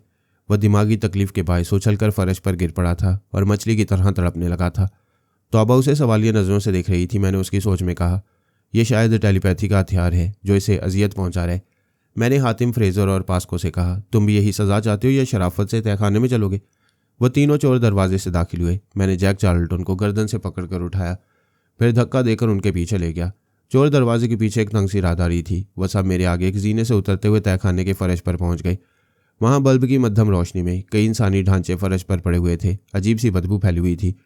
मैंने कहा, ये इंसानी ढांचे इस बात का सबूत है कि इस हवेली में मरने वालों का सुराग नहीं मिलता। क्यों हातिम, मैं गलत कह रहा हूँ? जैक चार्ल्टन का दिमाग अभी तक दुख रहा था। वह कमज़ोर लरजती हुई आवाज़ में बोला, तुम हमें कत्ल करके अपने लिए मुसीबतें मोल लोगे। हातिम के ख़ानदान पर भी ऐसी मुसीबत आएगी कि उस ख़ानदान का और हवेली का नामो निशान नहीं रहेगा। मैंने कहा, तुम्हारे दिमागों से चोर ख्यालात पढ़ चुका हूँ। तुम फ्रेजर और पास्को के साथ एक गाड़ी में यहाँ आए हो। तुम्हारे किसी भी मुतलका फ़र्द को तुम्हारी यहाँ आमद का इल्म नहीं है। तुम तीनों के बाद हवेली के हाथे में खड़ी हुई गाड़ी गायब कर दी जाएगी तो कोई तुम्हारा सुराग भी नहीं लगा पाएगा। जैक चार्ल्टन बचाव की कोई सूरत ना देखकर जीने की तरफ भागने लगा। मैंने उसे गोली मार दी। फिर दोनों टेलीपैथी जाने वालों से कहा, कैसी मजबूरी और बेबसी है। तुम लोग ख्याल ख्वानी के जरिए जॉन लम्बोडा और सुपर मास्टर को पुकार भी नहीं सकते। मैंने पास्को रूट को गोली मार दी। फ्रेजर ने लंगड़ाते हुए भागने की कोशिश की। मैंने उसकी दूसरी टांग को जख्मी कर दिया। वह फर्श पर गिरकर तड़पते हुए बोला, मुझे ना मारो, मैं तुम्हारा गुलाम बनकर रहूँगा। क्यों, लम्बोडा की गुलामी भूल गए? अगर वह तुम्हारी मदद के लिए आता और मुझ पर गालिब आ जाता तो तुम मुझे अपना गुलाम बना लेते। इस दुनिया में वही जीता है जो शेर पर सवा शेर बनकर रहना जानता है। मैंने हातिम से कहा, मैंने तुम्हें बताया था कि पेशगोई के मुताबिक अगर फरहाद अफगानिस्तान आएगा तो मौत का फरिश्ता उसे जिंदा वापस नहीं जाने देगा। हातिम ने तायद में सर हिलाकर कहा, हाँ तुमने ये कहा था, लेकिन असल फरहाद तो शायद तुम हो। हाँ, मैं हूँ और मेरी पेशगोई उस नकली फरहाद के लिए थी। फिर न कहना कि मैं सच्ची पेशगोई करने वाला नजूमी नहीं हूँ। मैंने निशाना लिया, फिर ठाई की आवाज़ के साथ ही पेशगोई दुरुस्त कर दी। हातिम शहरियार थूक निकलकर रहम तलब नज़रों से मुझे देख रहा था। मैंने कहा, अभी तुम्हारे मुकद्दर में शायद मौत नहीं है, उधर चलो और यह तहखाना बंद कर दो। हम सीढ़ियाँ चढ़ते हुए ऊपर ख्वाबगाह में आ गए। तौबा खानम ने कहा, मैं समझ गई, तुमने इन तीनों की छुट्टी कर दी है। इस बेगैरत भाई को मेरी खातिर छोड़ दिया है। वो गिड़गिड़ा कर बोला, नहीं तौबा, ऐसी बातें ना करो। बेशक मैं इक़्तिदार के लालच में बहन के रिश्ते की तौहीन कर रहा था, लेकिन ठोकरें खाकर अकल आ गई है। मैं मुआफ़ी मांगता हूँ। हम दोनों एक बाप एक माँ की औलाद हैं, मुझे माफ़ कर दो। तौबा ने मुझसे कहा, तुम दिमाग में पहुंचकर नेक या बदनीयत लोगों को पहचान लेते हो। क्या ये वाकई राह रास्त पर आ गया है? मैं भरोसा करूं?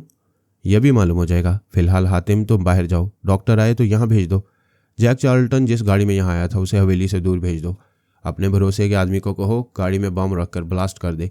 इन तीनों का नामो निशान मिटाने के लिए गाड़ी को नाबूद करना ज़रूरी है। वो जाने लगा। मैंने पूछा, क्या तुम्हारे तमाम सिक्योरिटी गार्ड्स और मुलाजिम इन तीनों के सिलसिले में अपनी ज़ुबानें बंद रखेंगे? बेशक वो काबिल एतमाद वफादार हैं, हमारे लिए हर मौके पर जान हारते हैं, ज़ुबान कभी नहीं हारते। तुम भी हवेली के बाहर जाकर अपनी अकल ना हारना, हमारे खिलाफ कोई कदम ना उठाना। मैं ऐसी गलती नहीं करूँगा। वह फ़ौरन ही बेडरूम के बाहर चला गया। उसका जहन तेज़ी से सोच रहा था कि अपने मुसल्लह गार्ड्स के दरमियान पहुँचते ही महफूज हो जाएगा। चूँकि वो टेलीपैथी के मुतल्लिक ज़्यादा नहीं जानता था, इसलिए खुद को चालाक समझकर ऐसा सोच रहा था। तौबा ने मुझसे पूछा, क्या तुम वाकई फरहाद अली तैमूर हो? वो दुश्मन तहखाने में जाने से पहले तुम्हें फरहाद कह रहा था। मैं फरहाद हूँ, मगर थोड़ी देर खामोश रहो। तुमसे बातें करूँगा तो तुम्हारे दोगले भाई को यहाँ से कंट्रोल नहीं कर सकूँगा। मैं फिर हातिम के पास पहुँचा। वह सिक्योरिटी अफसर के पास जाकर कहना चाहता था कि वो 1 दर्जन मुसल्लह गार्ड्स के साथ फ़ौरन बेडरूम में जाए और नजूमी अरसलान को गोली मारकर तौबा खानम को हिरासत में लेकर एक कमरे में कैद कर दे। वो इसी इरादे से अफसर के पास आया, फिर बोला, एक डॉक्टर आ रहा है, उसे मेरे बेडरूम में तौबा खानम के पास पहुँचा देना। अफसर ने अलर्ट होकर कहा, यस सर। हातिम ने परेशान होकर सोचा, मैं क्या कहने आया था और क्या कह रहा हूँ। उसने फिर हमारे खिलाफ कहने के लिए ज़ुबान खोली। अफसर से कहा, तुम सब मेरे वफादार हो, क्या मैं तुम में से हर गार्ड को राजदार बना सकता हूँ? यस सर, आपने पहले भी हमें आजमाया है, हम राजदारी की खातिर जान भी दे सकती हैं। इस गाड़ी में जैक चार्ल्टन अपने 2 मेहमानों के साथ आया था। इसे हवेली से दूर ले जाकर बॉम्ब से उड़ा दो। अगर इंक्वायरी हो तो कभी ये ना कहना कि जैक चार्ल्टन अपने मेहमानों के साथ वापस नहीं गया था। सर, ये राज हमारे सीनों में दफन रहेगा। अफसर ने अपने 2 मातियतों के जरिए उस गाड़ी को वहां से रवाना कर दिया। इसके बाद डॉक्टर आ गया, उसे खानम के पास पहुंचा दिया गया। हातिम एक तरफ खड़ा सोच रहा था, मुझे क्या हो गया है? मैं कहना कुछ चाहता हूँ, कुछ और कह देता हूँ। क्या निगाहों से ओझल होने के बाद टेलीपैथी जानने वाला दिमाग को कंट्रोल कर सकता है? इक़्तिदार का लालच ऐसा था कि वो दोगलेपन से बाज नहीं आ सकता था, लेकिन मुझसे बुरी तरह खौफजदा था। मैंने ऐसे 3 नंबर गैर मुल्की एजेंट्स को उसके सामने मौत के घाट उतारा था, जिनके जरिए वो इक़्तिदार में रहता। वो ऐसे ज़बरदस्त लोग थे जिन्हें इस मुल्क के छोटे बड़े सभी सजदा करने के अंदाज में झुककर सलाम करते थे। वो सोच रहा था, मेरे बेडरूम में बैठा हुआ शख्स फरहाद अली तैमूर है। उसे मेरे अंदर की छुपी हुई बातें मालूम हो जाती हैं। मैं क्या करूं? सदियों से हमारे ख़ानदान के बुजुर्ग किसी न किसी सूरत में यहाँ हुक्मरानी करते रहे हैं और अपने दुश्मनों को हवेली के तहखाने में जिंदा दरगोर करते रहे हैं। आज मैं ज़रा भी कमज़ोर पड़ूंगा तो फरहाद मुझे उसी तहखाने में मार डालेगा। वो दोबारा हवेली के अंदर आते हुए सोच रहा था, या खुदा, मैं इक़्तिदार से अलग होना नहीं चाहता, फरहाद के शिकंजे से भी निकलना चाहता हूँ। सुपर मास्टर को कैसे इतला दूँ कि यहाँ हमारी सियासत की बिसात उलट चुकी है। वो काबिल एतमाद नहीं था, हमें किसी वक्त भी धोखा दे सकता था, लेकिन उसे अभी जिंदा रखना और उसे कुछ ज़रूरी काम लेना ज़रूरी था, इसलिए वो अभी तक सांस ले रहा था। डॉक्टर ने तौबा को ज़ूद असर इंजेक्शन लगाया था, खाने के लिए दवाएं दी थी। उसने आधे घंटे बाद कहा, मैं पहले से अब बेहतर महसूस कर रही हूँ। इंशाल्लाह 1 आध घंटे में चलने फिरने बल्कि दौड़ने के काबिल हो जाऊंगी। क्या अब तुम्हें बातें करने की फुर्सत है? हाँ, तुम्हारा भाई मुसीबत बना हुआ है। उसके दिमाग में ये बात घुसी हुई है कि उसे हर सूरत में इक़्तिदार में रहना है। वो सुपर मास्टर को मेरे खिलाफ रिपोर्ट देना चाहता है। जो बहन का ना हुआ वो तुम्हारा क्या होगा? बाय द वे, मुझ में इतनी तवानाई आ गई है कि मैं उसे गोली मार सकती हूँ। उसे कत्ल करने के बाद सिक्योरिटी गार्ड्स हमें जाने नहीं देंगे। काबल की इंतज़ामिया हमारे खिलाफ हरकत में आ जाएगी। इस आग और बारूद के शहर में दुश्मनों की तादाद बढ़ाना दानिशमंदी नहीं है। वो बोली, दुश्मनों को दोस्त बनाए रखने का एक रास्ता है। मुझे वो एक रास्ता बताओ, मैं कई रास्ते निकाल लूँगा। हमारा ख़ानदान तारीख़ी अहमियत का हामिल है। यहाँ हर आने वाली हुकूमत में हमें हुक्मरानी का थोड़ा हिस्सा ज़रूर मिलता है। अगर आज बरादर हातिम ना होता तो मैं उसकी जगह अबूरी हुकूमत में होती। समझ गया? अब भी हातिम ना हो तो उसका ओहदा तुम संभाल लोगी। हाँ, मगर बरादर के मामले में अबूरी हुकूमत को किसी तरह का शुबा ना हो। फिक्र न करो, मैं एक नई बाजी शुरू करता हूँ।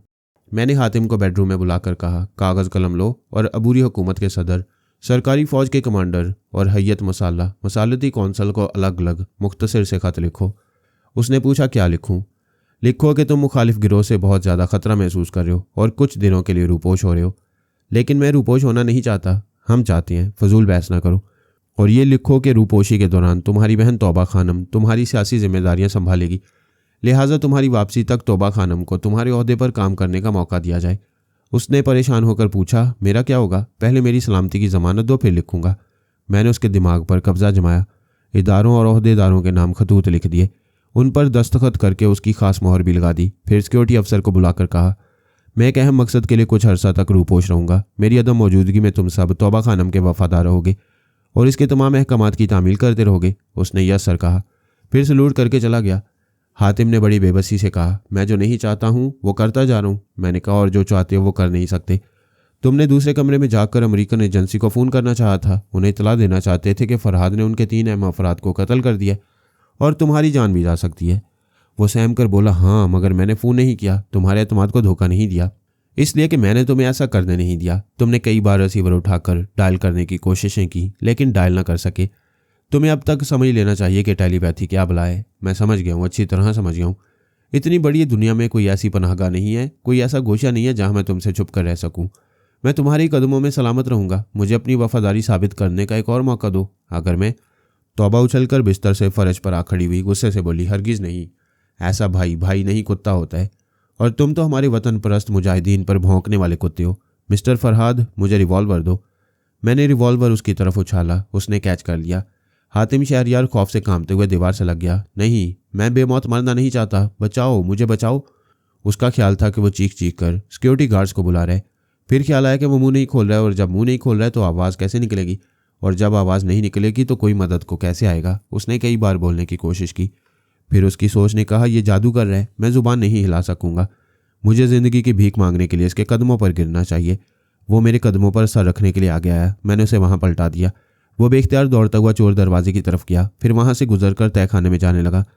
मैं उसके अंदर था और तौबा उसके पीछे थी। तहखाने में आकर बोली, मैंने 14 बरसों की जंग में गैरतमंद भाइयों को देखा है, उन्हें बहनों की खातिर जान पर खेलते देखा है। तुम्हें देखकर इतनी शर्म आ रही है कि तुम नहीं मरोगे तो मैं शर्म से मर जाऊंगी, लिहाजा तुम जहन्नुम में जाओ। वो कुछ कहना चाहता था, उससे पहले ही बहन ने उसे गोली मार दी। ये सब कुछ ताकत की फरावानी पर है। ये फरावानी पहले हातिम शहरयार को नसीब थी।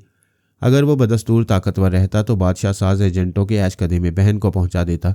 यही ताकत बहन को नसीब हो गई तो उसने भाई को हराम मौत दे दी। वो सर झुकाकर तहखाने से बाहर आई, चोर दरवाजे को बंद किया, फिर थके हुए अंदाज में बिस्तर पर लेट गई। मैंने कहा, थोड़ी देर आराम कर लो, इसके बाद हम ये जगह छोड़ देंगे। वो मुझे इज्जत और अकीदत से देखते हुए बोली, तुम और हमाद पिछली रात से मेरे हवास पर छाए जा रहे हो। तुम अरसलान बनकर रहे और फरहाद अली तैमूर साबित हुए। अब ये भी बता दो कि हमाद की असलियत क्या है। वो मेरा बेटा है। वो उठकर बैठ गई, फिर बोली, नकली फरहाद के बेटे का नाम पारस था। तुम्हारे बेटे का क्या नाम है? यही है। मेरी और पारस की सूरतें हूबहू वैसी ही हैं जैसी तुमने नकली बाप बेटे की देखी थी। अभी हमारे चेहरों पर यार्जी चेहरे हैं। वो खला में तकने लगी। जिस नकली पारस को देखा था वही चेहरा हमाद के चेहरे पर देखने की कोशिश कर रही थी। उसकी सोच कह रही थी, पारस का चेहरा भी पुरकशिश है, मगर मुझे गुस्सा आ रहा है। बहरूपिया बनकर मिलने की क्या ज़रूरत थी? क्या मुझे असली चेहरा नहीं दिखा सकता था? मैंने उसकी सोच में कहा, मैं उसके हालात नहीं जानती हूँ। पता नहीं वो कितने खतरनाक दुश्मनों से छुपने के लिए अपना चेहरा छुपाता रहता है। वो कायल होकर बोली, ठीक है, उसे मोहतात रहना चाहिए, लेकिन मुझ पर तो भरोसा कर सकता था। किस रिश्ते से भरोसा करता? एक दूसरे के लिए जान देने वाला रिश्ता हो तब भरोसा किया जाता है। उसने तायद में सर हिलाकर सोचा, दुरुस्त है। कल रात से अब तक वही मेरे लिए जान पर खेलता आया है। मुझे उसके लिए कुछ कर गुजरने का मौका नहीं मिला है। जब तक मैं उसके लिए कुछ नहीं करूंगी वो मुझ पर एतमाद कैसे करेगा? उसने पूछा, क्या पारस भी टेलीपैथी जानता है? नहीं, वो टेलीपैथी के बगैर ही अपने बाप का बाप है। क्या तुम यहाँ रहकर उसके दिमाग में जा सकते हो? मैं यहाँ बैठे बैठे दुनिया के आखिरी सिरे तक जाकर चश्मे ज़दन में वापस आ सकता हूँ। मुझे बताओ वो कहाँ है और क्या कर रहे हैं? वो गाइड जलाल शाह के पास है और हमारा इंतज़ार कर रहे हैं। वह फ़ौरन ही बिस्तर से उतरकर खड़ी हो गई। मैंने कहा, आराम करो, तुम कमज़ोर हो। मैं कभी चंद घंटों से ज़्यादा बीमार और कमज़ोर नहीं रहती। तुम्हें पहले बताना चाहिए था कि हमाद मेरा इंतज़ार कर रहे। ओह, भूल गई, पारस मेरा इंतज़ार कर रहे। फिर वो पलंग के सिरे पर बैठ गई, 2 उंगलियों से अपनी पेशानी को सहलाती हुई बोली, पारस कोई अजनबी सा लगता है। मैंने पूछा, क्या मसला है?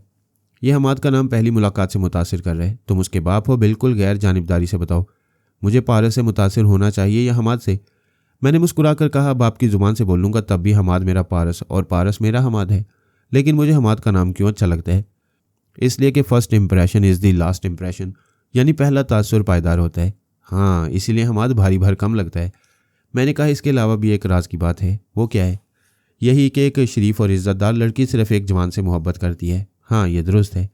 चूँकि हमाद से मोहब्बत है इसलिए पारस को दिल नहीं देना चाहती हो। वो चुटकी बजाकर बोली, बिल्कुल यही बात है। हमाद अपने नाम और शख्सियत से मेरे रुएं रुएं में बसा हुआ है। मैं उससे वो कहते कहते चौंक गई, फिर मुझे घूर कर बोली, मैंने कब कहा है कि हमाद से मोहब्बत करती हूँ, वो तो बस एक दोस्त है। मैं मुस्कुराकर उसकी आंखों में झांकने लगा। वो नज़रें चुराने लगी। उसे याद आ गया कि मैं दिल के भेद पढ़ लेता हूँ और हमाद के लिए उसके एहसासात और जज्बात को खूब समझ रहा हूँ। वो अपना सर खुजाते हुए बोली, अच्छी बात नहीं, तुम दिल में छुपे हुए चोर को देख लेते हो। भाई मैं कुछ नहीं कह रहा हूँ, सारी बातें तुम ही सोच रही हो, तुम ही कह रही हो। मैं एक सोफे पर बैठा हुआ था। वो अपनी जगह से उठकर मेरे पास आई, फिर फर्श पर घुटने टेक कर मेरे घुटनों पर हाथ रखकर बोली, वादा करो मेरे दिल की बात अपने बेटे को नहीं बताओगे। वादा करता हूँ। मैं कैसे यकीन करूँ, तुम बाप हो, अपने बेटे की तरफदारी करोगे। मैंने उसके चेहरे को अपने दोनों हाथों में लेकर कहा, वो सिर्फ बेटा है, तुम बेटी भी हो और मेरे बेटे की मोहब्बत भी। अब बताओ उसकी तरफदारी करूंगा या तुम्हारी? मेरी। उसने मेरे हाथों को थाम कर चूम लिया, फिर फर्श से उठकर बोली, मैं लिबास बदल कर अपना सफरी बैग लेकर आती हूँ, वो हमारा इंतज़ार कर रहा होगा। वो जाने लगी। मैंने पूछा, वो कौन, हमाद या पारस? वो एक सिमत देखते हुए टहलते हुए सोचने लगी। उसके तसव्वुर में हमाद मौजूद था और उसके चेहरे पर पारस का चेहरा गडमड हो रहा था। वो हंसने लगी। मैंने पूछा, क्या हुआ? वो दरवाजे के पास जाकर रुक गई, हंसती हुई बोली, मैं ना हमाद के पास जा रही हूँ ना पारस के पास। फिर मैंने पूछा, मैं जा रही हूँ दोनों की खिचड़ी के पास, यानी हमारे से मिलने। वो हंसती खिलखिलाती चली गई। मैं उसे पिछली रात से देख रहा था। वो आग और खून के दरिया से गुजरने वाली, बारूद के धुएं में सांसें लेने वाली, ऐसा फौलाद दिखाई देती थी जिसमें कभी नरमी और लचक पैदा नहीं होती। लेकिन मोहब्बत ने 24 घंटों के अंदर अंदर उसे फूल की तरह खिला दिया था और खुशबू की तरह दूर तक परवाज करना सिखा दिया था। मोहब्बत ऐसी ही होती है। सिपाही के एक हाथ में बंदूक हो तो उसके दूसरे हाथ में फूल पकड़ा देती है।